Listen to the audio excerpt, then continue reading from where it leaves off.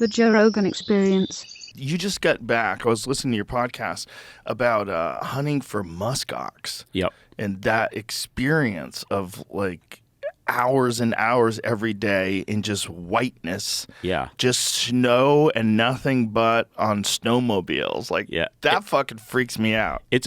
That was the best part about it, is just like the place. Sometimes hunting takes you to those really cool places that you never thought you'd go. Like, nobody goes above the Arctic Circle unless they're a scientist figuring out, global warming shit, or somebody going hunting. Because it's not, I guess there's a few people doing polar expeditions and things like that, but it's not a place you just go vacation. Is this from your Instagram? So this is what it's like out there? Oh, wow. So it's like little trailers out there? Yeah, you're essentially traveling on frozen ocean, and you look at the size of the Arctic, and it's how like many people larger live than up North America. Is it really? For the most, I'm not sure exactly how big it is, but when you look at the whole Arctic Circle, that whole region, it is massive. Is it really larger than North America? Larger than the United States for sure. Wow. And so larger than the United States, and it's all I guess just it's snow? part of North America, so you can't really say it's larger than North America. Yeah, it's just wild. It's frozen snow, and then there's so there's like the frozen ocean, and then there's islands in it that would be land. Kind of has some undulation in there, like little hills. And there's a Arctic hare just digging. It's like, what do they eat? I don't know. They eat the tundra, I guess. The Arctic hare and the ptarmigans, right? Yeah. Like, what do they eat? I don't know, just the grasses, seeds, Just whatever pops up out of the in little spots where they can find. Yeah. And it's not all, the thing about it is it's super windy all the time too, because there's nothing to stop the wind. So it's really cold, and then it's even colder because you get that wind chill. Oh. But that wind blows pretty fierce, and that wind's always moving the snow. So the snow's always there, but there would be like a lot of drifts, but it'll cause areas where there's maybe a hill to blow open. So that's what the muskox eat. That's what the Arctic hare. So you find like those kind of areas, and that there's food sources there. How crazy is that? You're relying on the wind to uncover the snow to give you enough food to sustain. It's wild. And then to sustain an animal that's that large, like as large as a muskox. Well, that gives me hope for Bigfoot. Yeah, exactly. When people say, what would they eat? Well, muskox live out in Antarctica. Yeah. The Arctic Circle, rather. The Arctic. And when you're out there, how many people live there full time? I can't remember. I think it's under 1,000. Wow. And that's like we flew into like a larger area and then went over 100 miles from there. What do those folks do for the most part? There's some, in the summertime, there's like fishing, and then hunting in the wintertime. And that's what they live off of? Yeah, there is stuff like some of the more remote, there's other villages that don't have, like an airplane that goes to it or whatever, and there's purely subsistence or getting things in a couple times a year. Like that particular spot, the fuel comes in once a year. Once a year? Yeah. And so if somebody pokes a hole in the fuel tank, that's it. Fucked. Yeah, you're done. Oh my God. It's pretty crazy.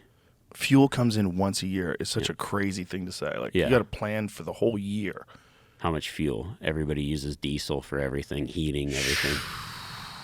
And if you don't have it, you're fucked. Yeah.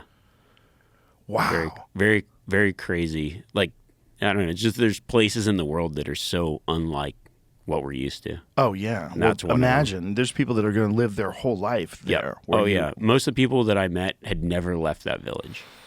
Wow. Imagine taking them to Hawaii. They'd be like, what the fuck am I doing with my life? This is so ridiculous. I could be in Hawaii. I don't know if they would like it. What are you talking about? Everybody likes Hawaii. Yeah. They would love it. You would think, but it's just like that's what they know. I think it'd be too hot. They'd be like, I don't like this place.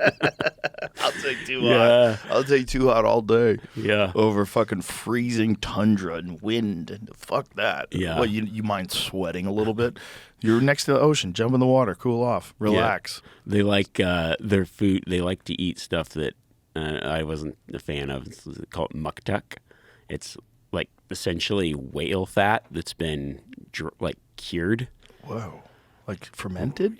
Not fermented. It's more like salted. Almost like like whale beef jerky. Oh, like, okay. Ooh. Yeah. Whale fat. That's what it looks like? Yeah. That's it. Bourdain told me that fermented shark was the most disgusting thing he ever ate. Yeah, I haven't had that, but I've heard it's really bad. And they love it. Shark. And apparently, wherever the fuck it is, I guess it's Iceland, would they eat it a lot? Iceland, yeah. That's what it looks like, Jamie? Is that what it would look like when you were eating it? Yeah. What does it taste like? It's like greasy, rotten fish, maybe. Oh. No, not a fan. What kind of whale is it, too? The guys, some of the Inuit guys, they have like preferred whale kinds. They like narwhal the best, is what he said, and then beluga whale, and then there's other whales that they don't like as much. So yeah, like when the community gets they do all that in the summertime, and then they save it for the winter time. But I guess you'd need to eat a lot of fat to survive the winter. Whale in my brain goes into the same category as monkey. Like you're eating whale or you're eating monkey, I'm like, yo, do you have to do that? No. Yeah, I'm not a fan. It seems like you probably shouldn't do that. Yeah, I had tried muktuk before, and so when they busted it out, I was like, I will pass. Thank you. Were they offended? No, I think that they just didn't get it, Right. But like their whole culinary experience too is like we got the musk ox, and it was like really good meat, and I cooked it up with some like garlic and canned mushrooms in a pan and do it how I like medium rare, and it was phenomenal. And the way they do their cooking is they just boil it. They like it boiled. Everything.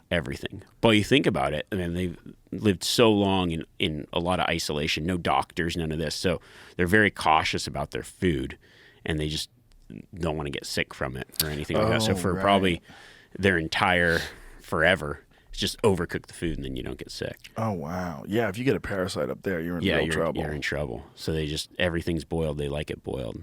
Well, I guess if you drink the broth too, you know, it's like a soup. Yeah. Making like kind of a meat soup. Right. It's probably a good way to be like effective. Like you don't need to cook in fat that way. Yeah, they just boil it and then they've got everything in the pot, and they get their dietary fat from just this whale fat stuff. Yeah. Do they eat anything else that they get dietary fat from? No, I think whales, they eat seals. They probably have no diseases. Yeah. You're probably no cancer, no heart attacks, no, like nothing. Everybody lives to 110. Yeah, I don't know. Yeah, it's probably good. It's probably good for you. Those people that live. Have you ever seen that Werner Herzog film, Happy People? Oh man, I can't remember. It's the one where the trappers in the taiga in Siberia. No, it's an amazing documentary. So Werner Herzog went to Siberia and hung out. I don't know if he was just narrating it or if he was actually there. I think he was just narrating it. Maybe he went there, but someone went there. Point is, like, these people are extremely happy, and they just all they do is go trapping and fishing and hunting, and they live in these villages and they go around on snowmobiles, and it's interesting because it's like, what is life supposed to be about? Is it supposed to be about enjoying yourself, or is it supposed to be about accomplishing things? Like, because if it's supposed to be about accomplishing things and you don't enjoy yourself, it seems like you're kind of missing part of the point of life. And these people, their life is enjoyable. Like, they love fishing. They're laughing, and when they're going hunting, they're talking about hunting, how much they love hunting and fishing, and it's fun. And you get all this food, and they're just pulling these massive pike out of the river. They have these giant nets and shit, and so they're having a good old time, like, all day long. Yeah. They're freezing the fish. They feed the fish to the dogs. Like, they have this whole system worked out. They just completely exist with what they have, with very little thing other than like snowmobiles and the occasional like machine that they need. They make all their skis. They hand make their skis. Wow. This guy was like showing how to make a ski, and so he like is like using the pitch and the tar and like heating the thing up and cutting it perfectly and planing it. It's pretty amazing stuff. Yeah, that's wild. I guess that's like, shit. Yeah, everybody works real hard to go on vacation and go fishing. And they're like, this is just what we're doing, man. They just live that way. I met a dude when I was in the British Virgin Islands who worked for a big tech company. I don't want to say the company, but it's like a major company that like, you know, they make like fucking jets and shit for the military. And he just was like, I don't see this.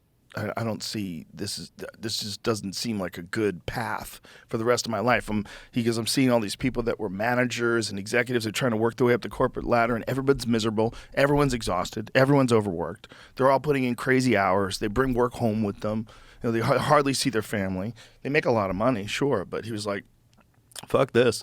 He just became a fishing guide, British Virgin Islands. Fucking super chill guy. But as I was talking to him, it's like bringing up scientific terms for different animals and like the way different fish have like very specific, I forget the term he was using about like, it was particularly about barracuda. That barracuda, like they make their skin oilier so they can go faster, so they can move through the water faster. Yeah, they're lubed. They're lubed up. But he was explaining it in like these scientific terms. And I was like, wow, this guy is like very, he's an amazing vocabulary for a guy who runs a fishing boat. Like, he sounds like a scientist. Yeah. It was like a guy who I would talk to on a podcast. And the more we're talking, because we're on this 4-hour fishing trip, the more we're talking, he starts telling me his background. We starts talking about the business that he was in. I was like, that's crazy. And she just decided to bail on it all and just start fishing. Like, that's like a character in a movie. Yeah. Like nobody does that. Everybody just stays miserable. Yeah, exactly. They stay miserable, they buy a new Lexus, and they, feel pretty good about themselves. Yeah. Yeah, that's why I was like, I feel very fortunate. I feel like a pretty happy person because I pretty much get to do what I love all the time. You get to do the thing that everybody looks forward to like if you're a hunter and you have like September for our elk or November for whitetail, like you look forward to the rut like nothing else in life other than like your kid's birthday. Yeah, exactly. You're just so excited about this opportunity that you're going to get to spend a week in the woods, and that's your whole job. Yeah. That's mostly what you do. It is. Yeah, it's great. You're super lucky, man. You're lucky.